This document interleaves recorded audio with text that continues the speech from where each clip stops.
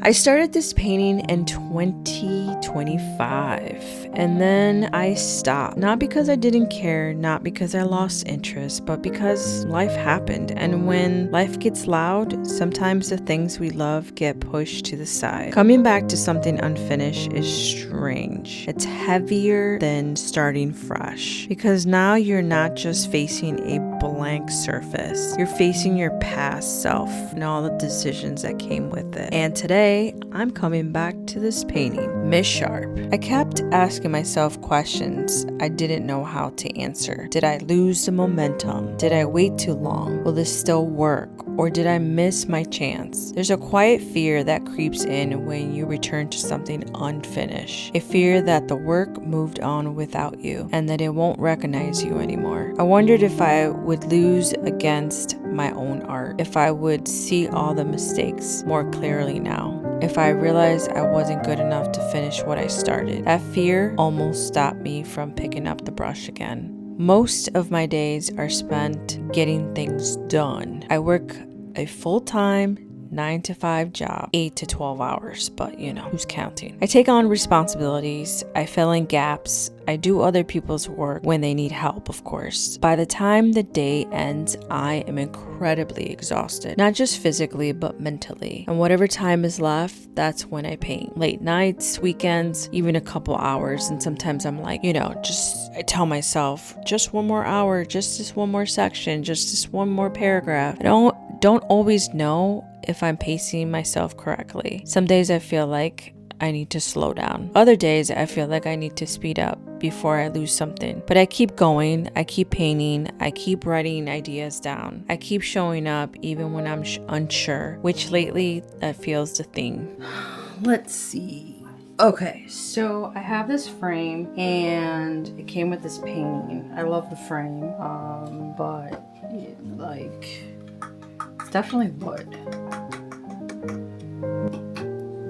So I like the actual canvas on the front, although there's a pencil mark here.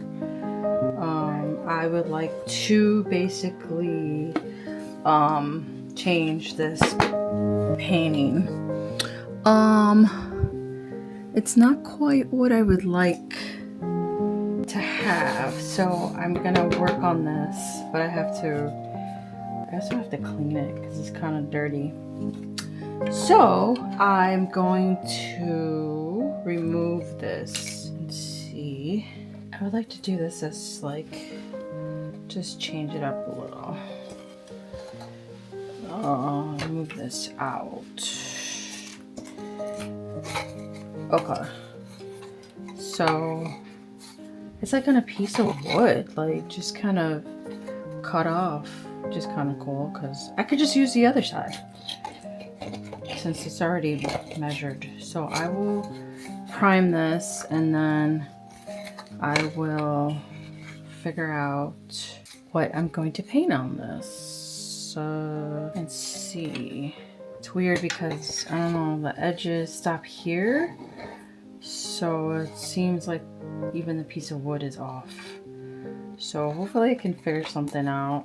Maybe I should just measure, make sure that the whole image is on here or whatever I'm going to do, and it will be like a little fun project, little small painting.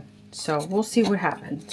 I will check it out and showcase this later in my Instagram. So we'll see what happens. But I'm working on it and hopefully it will turn out good. So more to come on this project. And the pressure creeped in again. It has to be right. It has to matter. It has to be worth the time. But then I thought, what if I didn't? What if something messy belonged here? Something imperfect, something that doesn't try to prove anything. Then you start going into your mind about, should it be a flower? Should it be a landscape? Should it be something a little ugly or weird? Maybe something honest. Not every piece needs to be precious. Some pieces just need to exist. Most nights I write.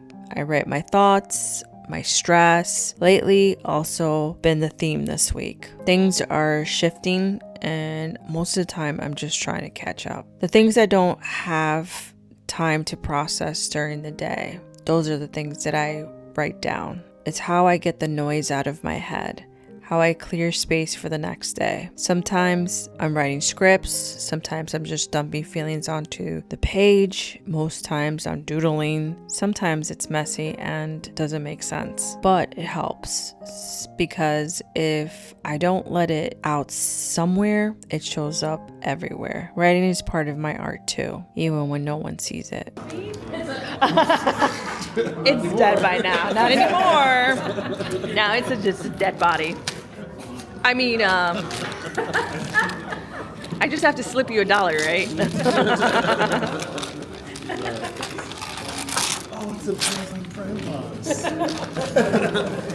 And then there's moments like this, giving a gift to my best friend, watching someone open something you put together, and reading a card you actually took time to write. Usually our cards are not exactly appropriate. Dirty jokes, strange drawings, very questionable humor. This time I kept the gift clean, but the card not so much. There's still very much my signature. Bear cats with penises. More to come later. I know, I might look innocent, but I have a slightly twisted little mind. It's nice spending time with people who remind you why you keep going.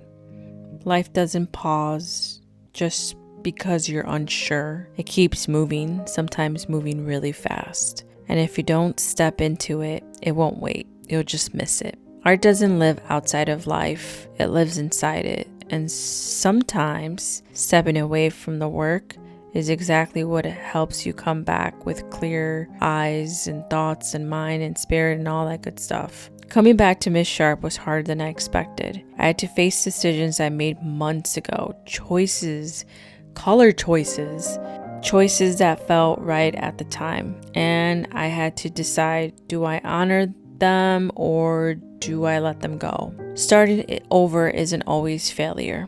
Sometimes it's listening to what the work needs now. And slowly the painting started to meet me where I was. Doesn't necessarily say it was a good place or bad, but it was just meeting me where I was.